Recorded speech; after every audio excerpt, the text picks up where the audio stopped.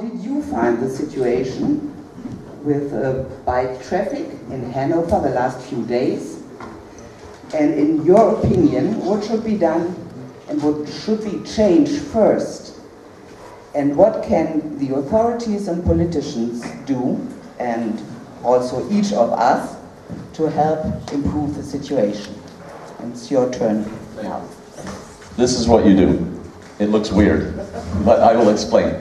I get asked this question all the time when I go and work with cities. Where do we go from here? And if I'm in a city like I was recently, St. Petersburg in Russia, you just think, oh God, you know, come and sit on my lap and because they're in a completely different place. So my first impression yesterday when we were cycling around was this is a weird city. And that's not a bad thing, it's just weird because you have 19% on bicycles. There are thousands of cities around the world fighting to get just to 5%, and you have 19. You have this amazing luxury position in the world, like of all the cities in the world, over 100,000 people. So, and then you need a bike conference to try and figure out how to go from 19 to 25 or 30. I just find that weird. It's a really unique situation, so it's interesting.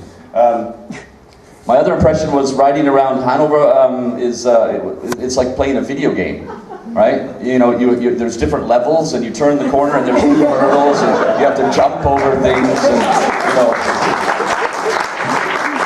I like video games. I grew up in the 80s, so I really like video games, but I don't want to be forced to play somebody else's game just going from A to B in a city. I like to choose when to play a game. I don't want to have to play the game every single day and risk, you know, falling off a bike, right? So that's interesting. Good luck with that. Democracy. I think, you know, you're Germans, you know, you're citizens of Germany. I think you really need to show seriously, you know, that you take democracy seriously, which you do. But you need to take urban democracy seriously. You know, it was in the newspaper today that I said, I know how to say the right things, but you know, it's a dictatorship for automobiles, and it is. You know, you have 19% on bicycles. You have, I can't remember, but a lot of people, you know, pedestrians, and this is a large portion of the population who are not respected in the traffic. You know, they are second-class citizens, and things need to change. Most of the cars you see driving through Hannover on a Monday to Friday, these are people who don't even live here. They live in another city, and they're just using the streets here. So, I mean, it's like I leave my front and back door open, and I just let people sort of walk through with muddy shoes to get, you know, to get somewhere. Hi, see you later, okay. Do you want some food? No? Okay.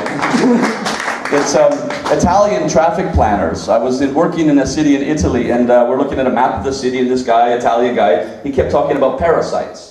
And there's a lot of parasites on this street, and he meant the motorists. And I thought, is this an inside joke for us who plan for bicycles? He says, no, very typical in Italy. It's parasites. These are people who drive from A to B through a city, and they don't contribute anything to the host organism. They use the road to get from A to B. They don't stop at the hairdresser, that local supermarket, or that shop in the city center. They do that when they get to wherever they're from. They go to their local supermarket. So if you live in a city, in a home, you know, that these are a lot of people who you didn't invite. You know, yes, they have to work here. The economy has to work, of course, but they should be given other options for transporting themselves in your home. So this urban democracy is very important. There needs to be more of a balance.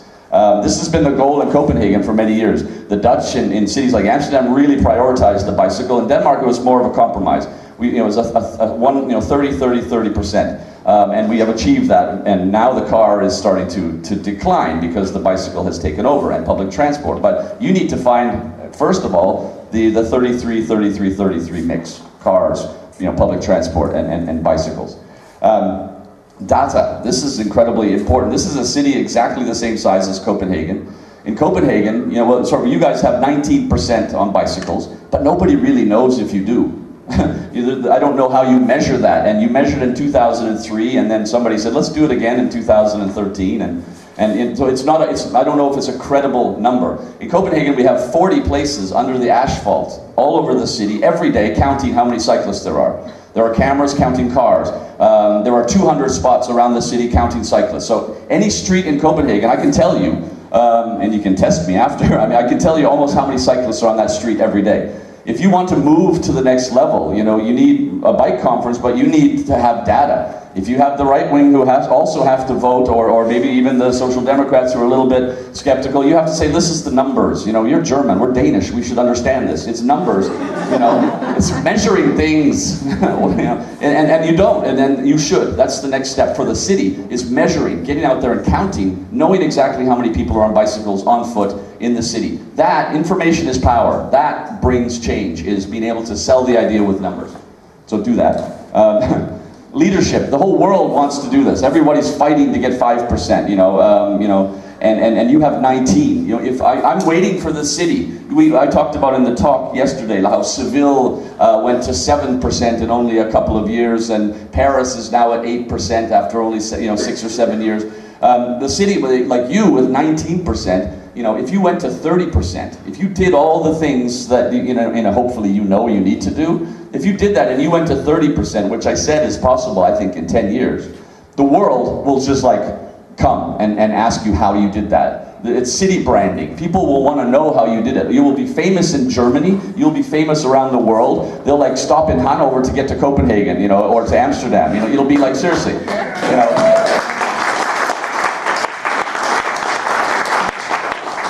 Because when I arrived on the airplane, the first sign as I'm coming up the walkway was like, welcome to the trade fair capital. And I'm going, okay, that's not very sexy. I'd rather come to the bicycle capital of Germany, the city that just rocked it in 10 years, proving everything we know, and they did it. Seriously, if you build that, people will come. They will be coming from all over the planet to want to know how you did it.